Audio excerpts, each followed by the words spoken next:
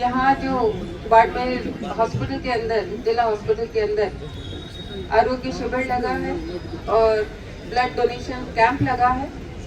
आदरणीय मुख्यमंत्री बद्रीलाल जी के इस कार्यक्रम में अध्यक्ष के रूप में हमारे बीच में चौटिल से विधायक आदरणीय आदूराम जी मेघवाल साहब, विधानसभा में सबसे ज्यादा हाजिरी और उपस्थित रहने वाले, सजग रहने वाले ऐसे विधायक और बहुत ही सक्रिय। और मैं तो हमेशा कहती हूँ भाई साहब, आपका बस चले तो चौटन को एक जिला बना लो आप, क्योंकि जब भी कोई डिमांड कहीं करता है भाई साहब का पहले होता है अरे ये मेरे चौटन में चाहिए।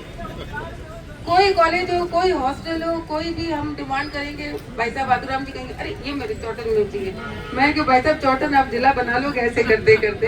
तो बहुत सक्रिय है ऐसे हमारे साथी, मेरे साथी आदरणीय आदूराम जी मेघवाल साहब।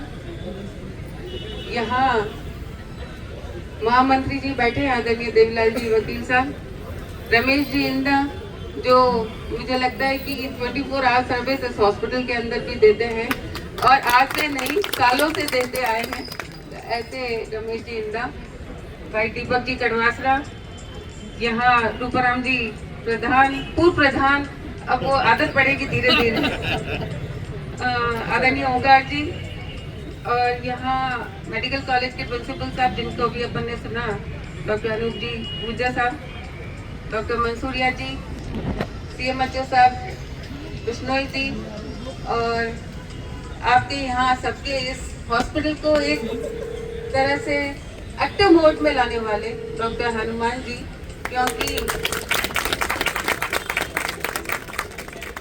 क्योंकि देखिए काम तो सभी करते हैं। डॉक्टर मंसूरिया जी थे, उन्होंने अपने पूरे प्रयास किए और इस स्टेज तक एक हॉस्पिटल को लेकर आए। लेकिन चैलेंजेस सबके सामने होते हैं और उन चैलेंजेस को जैसे जैसे नए लोग आते हैं वो और दूसरे तरीके से उसको हैंडल करते हैं। तो बाड़मेर जिले की तरफ से बहुत बहुत बधाई देती हूँ, शुभकामनाएं देती हूँ।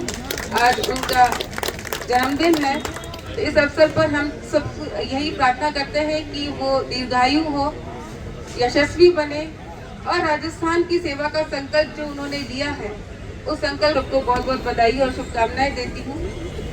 अभी मैंने सुना डॉक्टर अनूप जी को, मेडिकल कॉलेज के प्रिंसिपल साहब हैं, उनकी बात को सुनकर बड़ी तसल्ली हुई कि अपना बाड़मेर का जो कॉलेज है, क्योंकि आप NMC के अंदर बहुत सारे कॉलेजेस को विजिट कर आए हैं और टीम के मेंबर रहे हैं, और अगर उनके मुंह से ये बात निकलती है तो निश्चित रूप से हम सबके लिए ये गर्व की बात है, गौरव की बात है कि हमारे बाड़मेर का कॉलेज एक बहुत अच्छे मापदंड को पूरा करता है।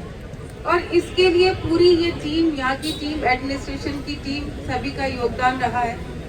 और अभी कुछ समय पहले भी जब हम अपनी जिले की मांगों को लेकर वहाँ मंत्री जी के पास गए थे, तब भी आपने बताया कि आपने कॉलेज की बहुत सारी डिमांड है, 21 डिपार्टमेंट्स की करीब 90 करोड़ की डिमांड की भी है बजट की। तो 21 डिपार्टमेंट्स का 90 करोड़ का डिमांड है और मुझे पूरा विश्वास है कि आने वाले समय में ये 90 करोड़ की जो डिमांड है वो फाइनेंशियल सैंक्शन हो जाएगी और अपन को जितनी भी सुविधाएं हैं वो यहाँ पर मिल जाएंगी। तब और जब ये पूरा सैंक्शन हो जाएगा तब तो अपने हॉस्पिटल और कॉलेज एक अलग ही मुकाम पर पहुंचेगा। क्योंकि देखिए कोई भी चीज स्टार्ट करते हैं तो उसको समय लगता है पूरा डेवलप करने में, एकदम शुरू करते ही पूरा कॉलेज नहीं डेवलप हो जाता। अगले साल पीजी भी हो सकता है। अच्छा, ये देखिए डॉक्टर हनुमान जी कह रहे हैं, देखिए ये है पॉजिटिव। 47 सीटों का हमने प्रपोजल दिया है। हाँ। अगले साल से हमारे यहाँ 47 पीजी की सीटें आ जाएंगी, जिसका राज्य सरकार ने परमिशन दे दी है। वाह, ताली बजाएंगे। लेकिन इससे बड़ी खुशी की बात क्या होगी कि बाड़मेर कॉलेज के अंदर अगर पीजी स्टार्ट हो जाए, क्योंकि जब पीजी स्टार्ट होगी तो डेफिनेटली ये 90 करोड़ का सैंक्शन पहले होगा, सारी सुविधाएं पहले होगी और तब ये पीजी की ब्रांचेस आएंगी और तब हमारा बॉर्डर का ये जिला, क्योंकि यहाँ बच्चों में टैलेंट बहुत है, यहाँ लोग मेहनती बहुत हैं, लोग बहुत व्यवहारिक हैं और मुझे लगता है कि यहाँ आने के बाद जब बाहर से स्टूडेंट्स आएंगे तो उनका यही रहेगा कि हम भी यहीं कहीं काम कर लें, यहीं बस जाएं।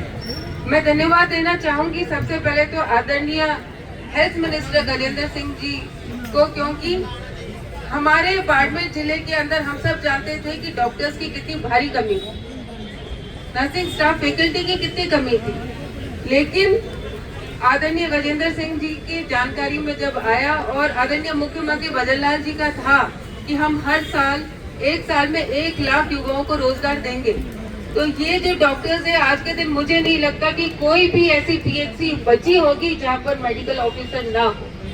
आज के दिन हर पीएचसी पे मेडिकल ऑफिसर है और सबसे ज्यादा नर्सिंग स्टाफ अपने बाड़मेर जिले को मिला है, क्योंकि उनका यही उद्देश्य है कि गांव में दूर दराज इलाके में जो बैठे हैं उनको सुविधाएं कैसे मिले, जन सुविधाएं जो है ये कल्याणकारी योजनाएं उन तक कैसे पहुंचे। तो उसके लिए मैं उनको बहुत बहुत धन्यवाद दूंगी। और समय बदल रहा है, समय बदला है और आगे आने वाला समय और बदलेगा। हम जानते हैं, जैसा कि आगुराम जी ने भी कहा कि इंसान को या तो भगवान दिखाई देता है या फिर डॉक्टर दिखाई देता है, और एक समय आता है जब वो डॉक्टर भगवान के बराबर होता है। लेकिन हिंदुस्तान के अंदर मेडिकल कॉलेजेस की क्या हालत थी और संख्या क्या थी, मैं आपको याद दिलाना चाहूंगी कि 2014 तक तो सिर्फ 7 एम्स हुआ करते थे। आज के दिन उनकी गिनती 26 एम्स तक हो गई, जिसमें से ऑलमोस्ट 22 फंक्शनल है कम्प्लीटली।